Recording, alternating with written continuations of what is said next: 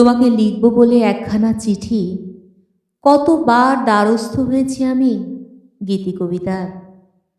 কতদিন মুখস্থ করেছি এই নদীর কল্লোল, কান পেতে শুনেছি ঝর্ণার গান, বনে বনে ঘুরে আহরণ করেছি পাখির শীষ, উদ্ভিদের কাছে নিয়েছি শব্দের পাঠ।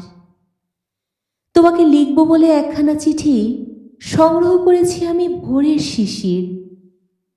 তোমাকে লেখার মতো প্রাঞ্জল ভাষার জন্য সবুজ বৃক্ষের কাছে জোর হাতে দাঁড়িয়েছি আমি।